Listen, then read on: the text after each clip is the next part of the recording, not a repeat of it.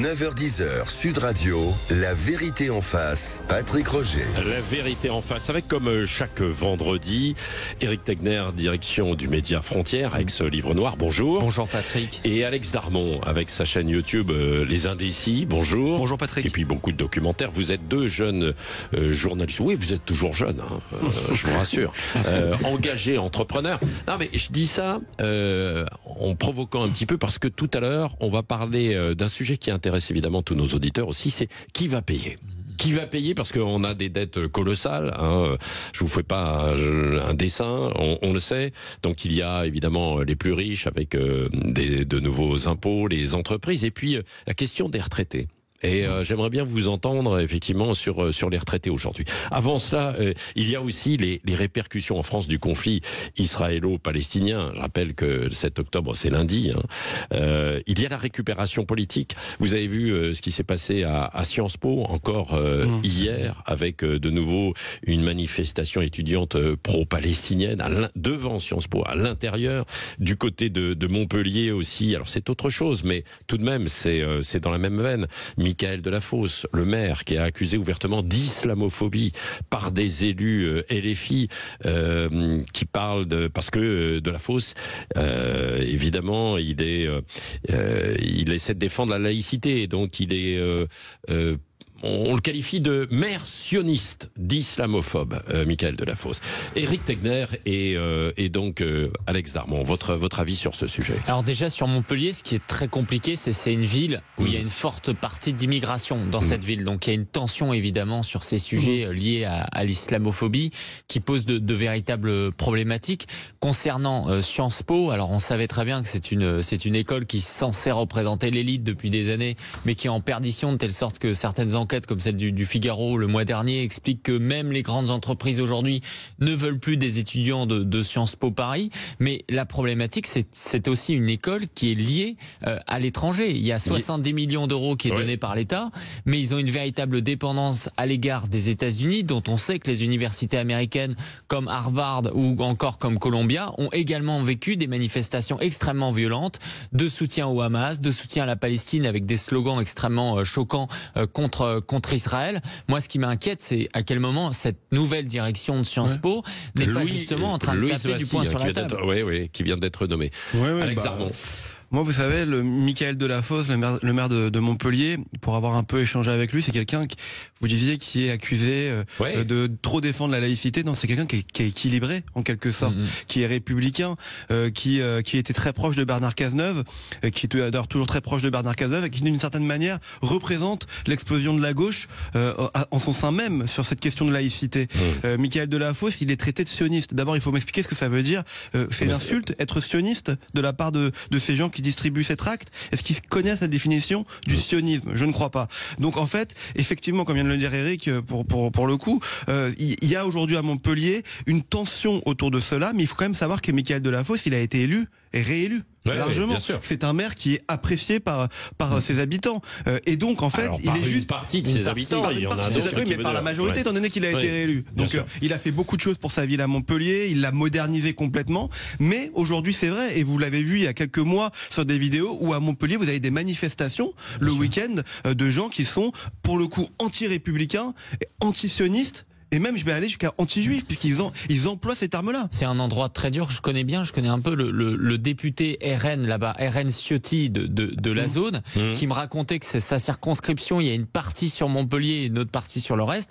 Il n'allait même pas faire campagne sur cette partie de Montpellier, qui est extrêmement LFI. Il y a une immigration extrêmement massive. Il y a des endroits où des marchés avec des femmes voilées partout. C'est-à-dire que c'est une tension que vivent, comme le disait Alex, que vivent justement ces élus socialistes qui sont devenus maires, etc., mais qui eux-mêmes aussi ont favorisé une arrivée d'immigration, etc., qui in fine a constitué aussi le terreau de la France insoumise. Alors vous dites que c'est un boomerang pour la gauche. Bien sûr que c'est un boomerang, parce que localement, c'est pas eux qui ont favorisé cette immigration, la politique d'immigration. Le droit de vote des étrangers pour les élections, le droit de vote des étrangers pour les élections municipales, c'est pas rien. C'était une mesure poussée par le socialiste. Ça, c'est autre chose, c'est une mesure législative. Favoriser l'arrivée de l'immigration, c'est une politique nationale, c'est pas du ressort ressort de l'élu de Montpellier de savoir qu'il y a des migrants qui arrivent. Je me défie de vérifier qu'ils n'aident pas les associations locales, parce que les maires aujourd'hui socialistes peuvent aider les associations locales. Ils peuvent tout à fait aussi mettre... Michael Delafosse à Montpellier. Je vous promets qu'il est vraiment irréprochable sur ces questions-là. Oui, et c'est pour ça qu'il est attaqué d'ailleurs.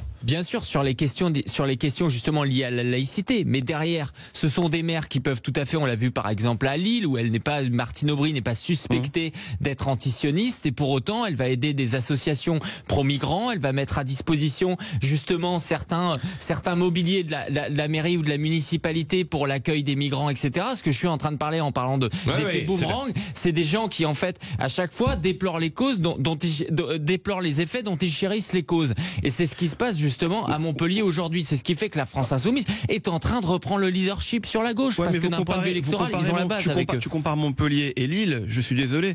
À Lille, Martine Aubry, elle a pris position sur le conflit israélo-palestinien et d'une certaine manière, elle a participé à l'importer dans notre pays. Michael Delafosse, il a fait tout sauf ça à Montpellier. Il a jamais pris parti pour ce conflit. Et c'est aujourd'hui ce qui lui est reproché. Donc, c'est aussi ça qui est intéressant à analyser, c'est quand on vous dit que ce conflit n'a pas été importé, si, d'une certaine manière, il est importé au quotidien par une population et par des élus locaux. Tu parlais de Lille, par des élus locaux. On pourrait prendre d'autres maires de villes qui se sont prononcés. À Paris, Anne Hidalgo ne s'est pas prononcée sur ce conflit. Voilà. À Lille, elle s'est prononcée. À Montpellier, Michael Delafosse ne s'est pas prononcé. Aujourd'hui, il est en première ligne et il est attaqué, traité de sioniste, traité traité de détester les musulmans. C'est ce qui est dit aussi. Voilà. Et il faut savoir que ce sont des zones. Montpellier, à côté aussi pas loin, il y a la ville de Lunel, que je connais un peu également. C'est là d'où partait justement une majorité de gens dans le djihad, justement en Syrie. Exactement. Donc ce sont des zones extrêmement où ça date. Ça date pas d'il y a 3 ans, ça date pas du 7 octobre dernier. Il y a un islamisme radical depuis une dizaine d'années qui est présent là-bas et qui forcément favorise tout cela. Il y a beaucoup de relais locaux effectivement de LFI qui s'adressent aux musulmans directement. Ce qui est terrible, c'est que c'est une forme de récupération. On utilise l'immigration d'une façon générale, que ce soit à droite ou à gauche, Alex Darmon et Éric Tegner, soit pour, soit contre, évidemment, pour diviser aussi un peu les Français, quoi. On va en parler dans un instant avec Bruno Retailleau. La semaine de Bruno Retailleau, justement, contrôle aux frontières, allongement des délais en centre de rétention, délit de séjour irrégulier et renvoi, évidemment, dans les pays. C'est ce qu'il veut faire, des sans-papiers. Nous en parlerons dans La Vérité en face dans un instant sur Sud Radio. 9h-10h, Sud Radio, La Vérité en face, Patrick Roger. La Vérité en face avec notre débat du vendredi, Éric Tegner, Média Frontières, qui est sorti, ça y est, cette fois-ci. Il y a eu une enquête même sur vous. Vous avez vu ça dans Libération. Oui, ils vous font de la promo en quelque sorte. Oui, et le lendemain, ils m'ont accusé aussi de fake news concernant les OQTF. C'était assez drôle, on peut en parler parce que c'est sujet vis-à-vis de Bruno Retailleau, où à la fois ils critiquent les chiffres que je sors de la Cour des comptes et ils finissent par dire que j'ai raison. Donc c'est toujours intéressant chez Libé. Et Alex Darmon, qui fait beaucoup de documentaires et qui a la chaîne aussi YouTube Les Indécis. Oui, et Bruno Retailleau, on va en parler parce que on était sur les questions d'immigration juste un tout petit peu auparavant là avec Montpellier puis une récupération. Bruno Retailleau, le ministre de l'Intérieur, alors qui marque son territoire. Après, est-ce qu'il a raison de faire cela ou pas? Mais il dit par exemple qu'il souhaite renvoyer les sans-papiers. C'est-à-dire qu'il va relancer un peu les charters, quoi. En quelque sorte. Vous vous souvenez des charters pasquois, bonne, mauvaise idée. Est-ce que c'est dangereux de sortir ces arguments, Éric Tegner, ou pas? Non, je pense que, vous savez, celui qui a organisé la remigration de clandestins la plus massive des 20 dernières années, c'est Barack Obama. Il a envoyé 2 millions de clandestins durant son mandat dans leur pays d'origine. Barack Obama, il a quand même reçu le prix Nobel de la paix. Donc c'est un discours en France qui est complexe. Moi, cette semaine, j'ai pu échanger par exemple avec Noëlle Lenoir, qui est une ancienne ministre des Affaires européennes socialiste, qui m'expliquait que lorsqu'elle travaillait justement au cabinet du ministre de la Justice sous Mitterrand, ils avaient évoqué l'idée de mettre en place des trains justement qui allaient jusqu'à l'Espagne et jusqu'à la frontière marocaine pour renvoyer des clandestins. Et à l'époque, ça ne choquait personne au sein de ce cabinet. Donc évidemment, quand elle m'a raconté. C'était sous le gouvernement socialiste, du nom d'un ministre de la Justice que j'ai oublié, que je pourrais pas retrouver. Mais avec François Mitterrand. C'est François Mitterrand. Bien sûr, oui, il y a 30 ans. Non, mais oui, il y a 30 ans. Ça montre à quel point. Non, mais c'est vrai, il y avait le débat. L'idée pouvait tout à fait être poussée au sein des cabinets. Donc, bien entendu qu'il faut pouvoir renvoyer les clandestins, parce que si on parle d'immigration légale, il faut lutter contre l'immigration illégale. Sinon, ceux qui font les démarches, etc., pour venir, c'est extrêmement complexe. Donc, je pense que c'est important de le faire aujourd'hui. Il faut souligner aussi que il y a une problématique de chômage. Aujourd'hui, on a 400 000 étrangers qui sont au chômage dans le pays. Donc, il faut évidemment traiter cette question des clandestins. Le problème, c'est comment les renvoyer. Il a cité ce chiffre dans une interview au Figaro Magazine, Bruno Retailleau, qui dit par exemple que alors qu'on donne 270 000 visas au Maroc chaque année, ils nous ont délivré l'année dernière que 728 laissez-passer consulaires. Donc il faut pouvoir renégocier avec eux. Ouais. Alex Darmon, cette idée des charters. Cette idée des charters, cette idée des trains, moi ça me met un peu mal à l'aise quand même de dire qu'on va mettre des gens dans un avion ou dans un train. Vous les renvoyez comment, à la nage? Non, mais c'est soit en bateau, soit en avion. Et vous savez, on le fait déjà à Mayotte. À Mayotte, tous les jours, il y a des bateaux qui renvoient les gens vers les Comores. Non mais Eric, ok, j'ai compris, mais moi ça me met quand même un peu mal à l'aise de dire qu'on va renvoyer des gens chez eux, en train ou en avion. Je dis pas qu'il n'y a pas un problème d'immigration et qu'il faut pas en parler. Je dis simplement, c'est un peu facile de dire on fout les gens dans un avion, allez hop, retour à la maison, et puis on verra ce qui se passe. Moi, je suis pas contre le fait d'en parler, et je suis même pour parler d'immigration, pour en parler correctement, mais parler d'immigration en règle générale. Pas simplement, on a des gens qui arrivent sur notre territoire, ils ont rien à faire là, donc on les renvoie. Pour moi, ça marchera pas parce que ça va durer un temps, premièrement, et deuxièmement, est-ce que c'est valable constitutionnellement? Est-ce que c'est possible de le faire? On le fait déjà. Non, mais on le fait déjà. Non, on le fait pas avec toute la population. Non, mais pas avec toute la population, pas avec tous les. Les OQTF, c'est ça en quelque sorte. Oui, mais c'est une obligation de quitter le territoire. Tu parlais des OQTF qui sont pas renvoyés. Est-ce que c'est pas ça la priorité? Est-ce que c'est pas ces OQTF sur lesquels il faut mettre pour le moment la lumière et se dire que tous les OQTF, il y a plein de chiffres qui sont avancés depuis plusieurs semaines. On entend 500 000, 700 000 OQTF et il y a seulement 10% des OQTF qui seraient appliqués. Est-ce qu'il faut pas qu'on se mette un objectif, qu'on prenne étape par étape et de dire il faut renvoyer au moins 70, 80, 100% de ces OQTF dans un délai, s'organiser pour, que de dire tous les étrangers sur le territoire, Alex, on les met dans des charters et on les renvoie chez eux. Alex, il y a des situations qui sont différentes. Si ton humanité profonde est choquée par cet élément de faire des charters, et conscience que ton idée est assez simple, c'est 138 000 personnes au QTF. Donc, on va se retrouver de toute façon sur une situation qui va être critiquée par Libération, Mediapart et tout le monde, qui feront des articles contre tous ceux comme toi qui proposeront cette idée, parce qu'on verra en moins d'une année 138 000 personnes qui, de facto, il y aura une organisation d'avions, il y aura une organisation de trains. Mais d'accord, même ces OQTF, c'est bien sûr, mais c'est ce que propose, c'est ce que dit Bruno, Bruno Retailleau. Il parle des clandestins. Un message global. Bien sûr, parce que c'est un objectif de long terme. C'est de dire qu'il y a une très grande partie aujourd'hui des clandestins qui doivent évidemment être renvoyés. Je vois pas pourquoi on ne le ferait pas. Et qu'est-ce qu'il y aurait d'inhumain justement mais je sais pas que c'était inhumain.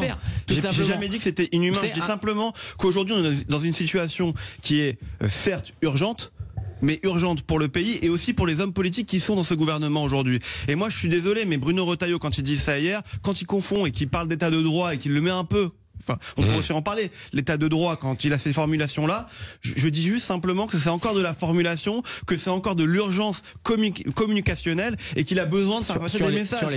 Sur l'état de droit. Éric Tegner. Il a raison sur un point, c'est que le droit, ça se change.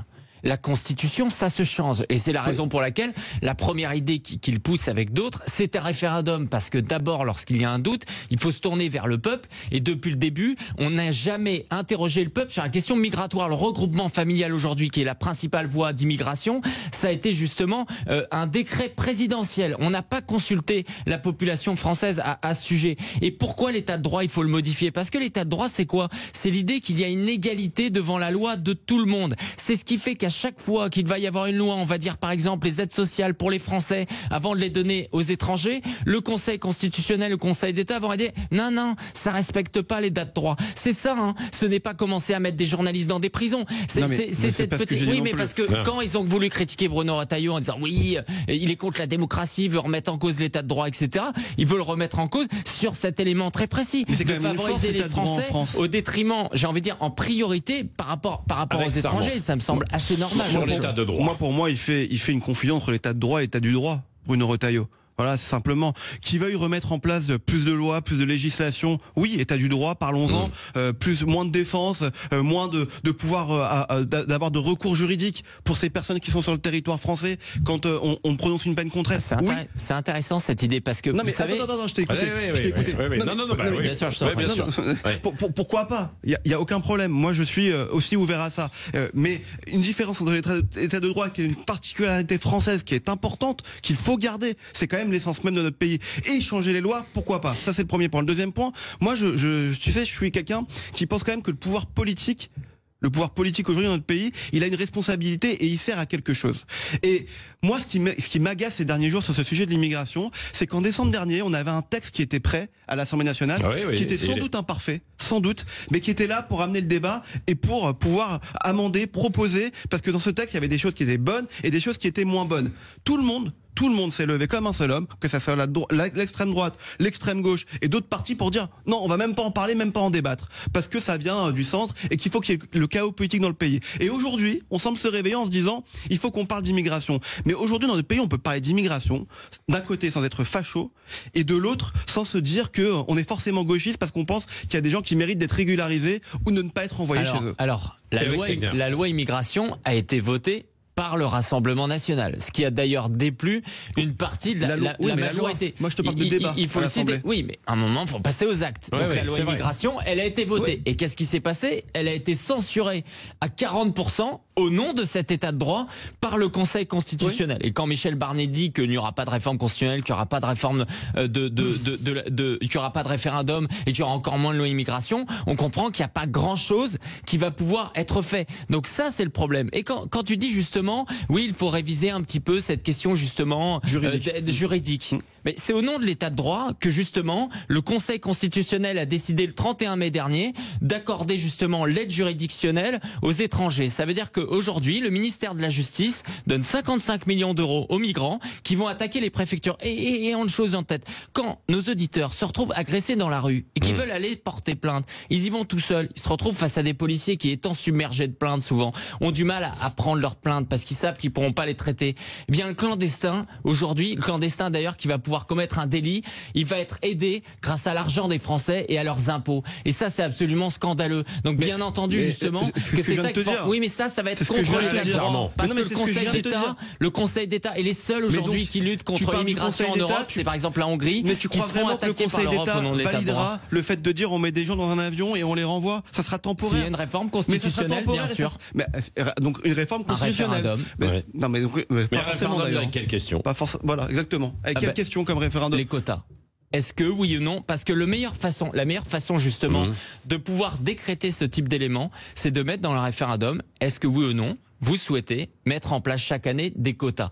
Pourquoi mettre en place des quotas? Parce qu'au nom du droit d'asile demain, étant donné que par exemple en République démocratique du Congo en ce moment il y a 6 millions de déplacés, eh bien dans les faits on peut se retrouver demain avec 600 000 personnes éligibles au droit d'asile. Sur la question des clandestins, pourquoi il faut les renvoyer aujourd'hui? Parce que si on ne leur renvoie pas, au nom du droit du sol, lorsqu'ils vont avoir des enfants, les enfants vont devenir automatiquement français. Et quand ces enfants-là vont être des délinquants, qu'est-ce que tu vas me dire quand je vais dire que c'est un problème d'immigration? Tu vas me dire, mais ce monsieur il est français. Oui, mais moi je ne veux pas qu'il devienne français parce que sa mère elle est rentrée clandestinement. À Mayotte, il y a des gens qui arrivent des communs, ils arrivent enceintes, ils arrivent à Mayotte pour accoucher. Parce que ça permet quoi, juste pour terminer? Ça leur permet que leur enfant devienne français, et quand il devient français, 2, que la maman elle soit régularisée parce que du coup elle a un membre de sa famille proche qui est français. C'est tout un système. Et une fois que c'est fait, toute sa famille peut venir au nom du regroupement familial. Et à la fin, c'est plus un problème d'immigration parce que ce sont des Français. C'est pas vrai non plus, c'est un raccourci. Toute la famille ne peut pas devenir française parce que un membre est sur le territoire. J'ai pas dit qu'ils deviennent français, j'ai dit que du coup ils peuvent venir.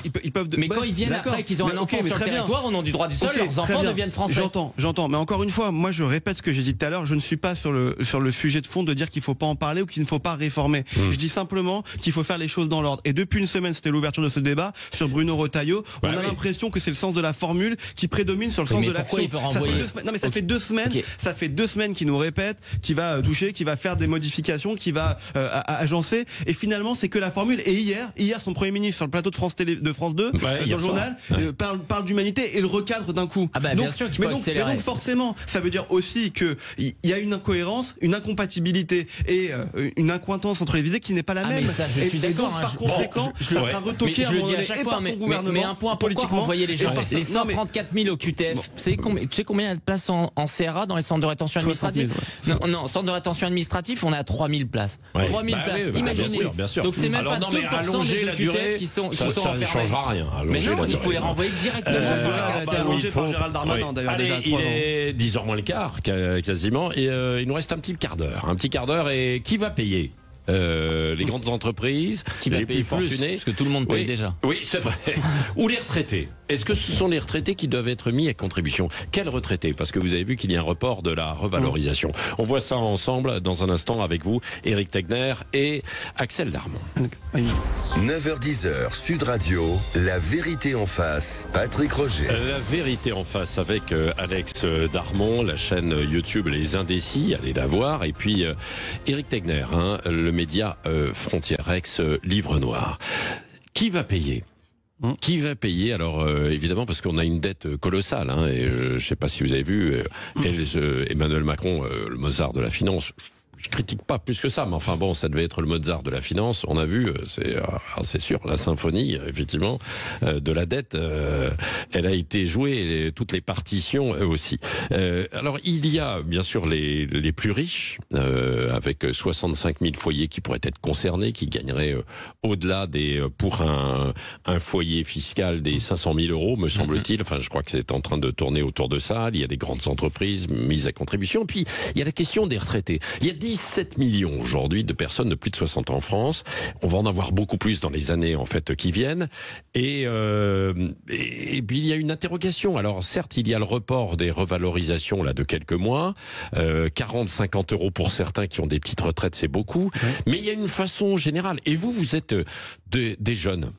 Quel regard vous avez sur justement les retraités et leur mode de vie aujourd'hui, Éric Tegner? Alors moi déjà j'essaye de faire abstraction du fait que une bonne partie de ces retraités aussi ont en fait façonné cette société aujourd'hui qui périclite. Avec les 30 glorieuses, etc. et qui effectivement, pour une partie, ont bien profité. Dans le même temps, moi je suis toujours opposé à toute hausse d'impôt aujourd'hui pour qui que ce soit. Pourquoi on tape d'abord sur les retraités en fait? Parce que c'est facile, parce que c'est simple, parce que de toute façon ils vont pas se plaindre, parce qu'ils ne vont pas faire grève, parce qu'il suffit simplement d'augmenter leurs impôts et c'est une rente qui est en fait pérenne, parce que c'est une rente sur 30 ans. Alors là c'est pas forcément d'augmentation d'impôts, même s'ils en ont eu, là c'est plus avec un report.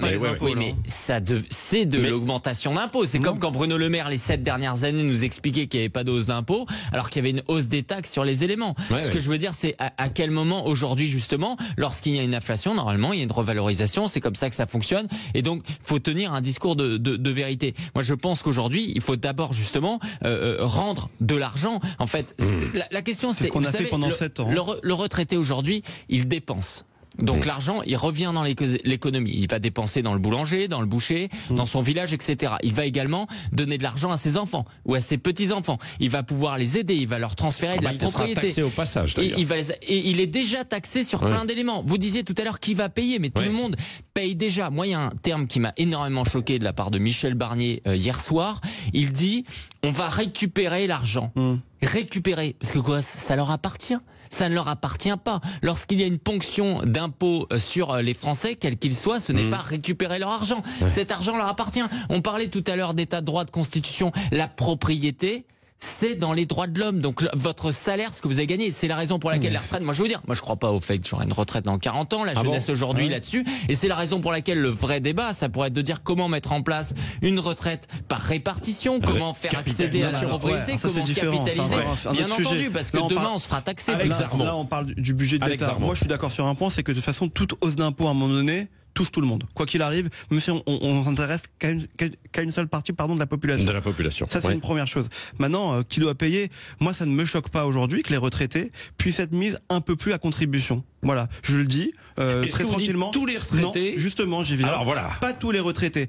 D'abord, il y a une chose qu'il faut dire. Il y a une différence qu'il faut faire entre la hausse d'impôts et faire des économies sur le budget. D'accord. Là, on parle de hausse d'impôts. C'est vrai. Pour les ménages les plus riches. Ça, c'est une chose qui gagne plus de 500 000 euros.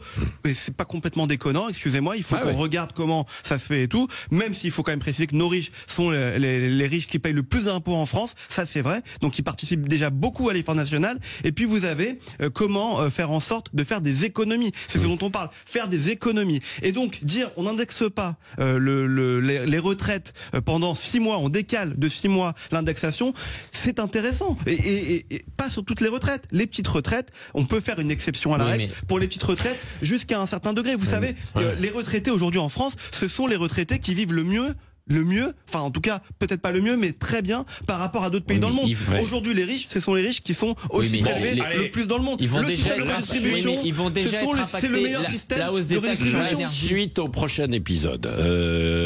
Nous sommes rattrapés par le temps. Dans un instant, évidemment, c'est Christine Bouillot, Gilles Gansman, et tous les débats vont continuer sur Sud Radio jusqu'à ce soir et puis tout le week-end avec Jean-Marie Bordry et l'ensemble en fait des émissions. Passez un bon week-end également et merci Éric Tegner, Alex Darmon, je l'ai bien dit.